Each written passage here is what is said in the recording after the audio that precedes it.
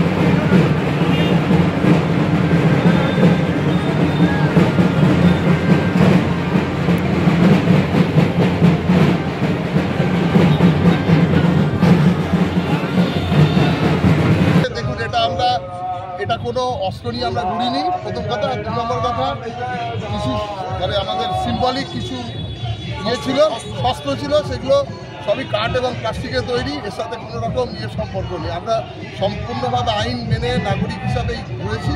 অস্ত্র নিয়ে যাওয়ার কোনো এখানে ব্যাপারই আসে না। এবার অস্ত্র দেখতে পাওয়া যায়, ধারালো অস্ত্র আমরা প্লাস্টিকের ছিল তো ধারালো অস্ত্র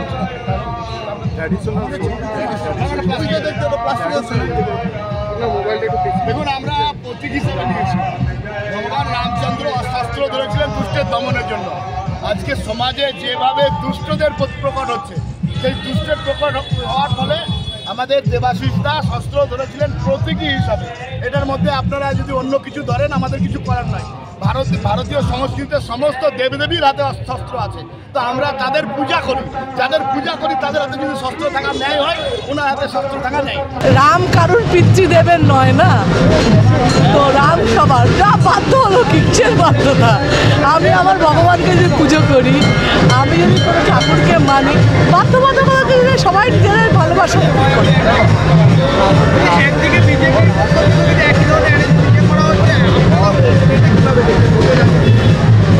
আমরা রামকে আমাদের মতো দেখছি, ওরা রামকে আমাদের মতো দেখছে।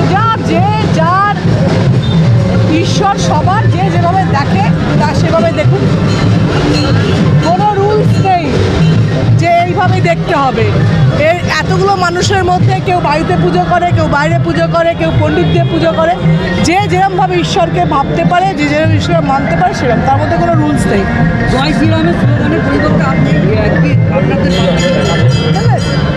তফাৎ হচ্ছে, আমরা যে জয় শ্রীরাম বলি, আমরা বলছি জয় শ্রীরাম। এটা হচ্ছে ঠাকুরের নাম, জয় শ্রীরাম। ওরা জয় শ্রীরাম, এটা কিন্তু স্লোগান নয়, ওটা কিন্তু ঈশ্বর ডাকা নয়। ওটা হচ্ছে যেটা, সেটা আর বললাম না, কিন্তু ভক্তি যদি হয় জয় শ্রীরাম এরকম বলা উচিত। কিন্তু জয় শ্রীরাম বলে করে রামকে ডাকি যদি, আমরা রামই বলছি। বাসন্তী দেবী গাঙ্গুলি ফাউন্ডেশন দ্বারা পরিচালিত উর্মিলা বৃদ্ধাবাস সেবা করাটাই মূল উদ্দেশ্য আমাদের, তাই বয়স্ক মানুষদের পরম যত্নে আগলে রাখছি আমরা। রয়েছে অন্ন, বস্ত্র এবং সুচিকিৎসার ব্যবস্থা। ঠিকানা কালিকাপুর কলোনি, বোলপুর। বিস্তারিত জানতে 7063472820 এই নম্বরে যোগাযোগ করুন। দেখতে চোখ রাখুন আমাদের ফেসবুক ও ইউটিউব চ্যানেলে।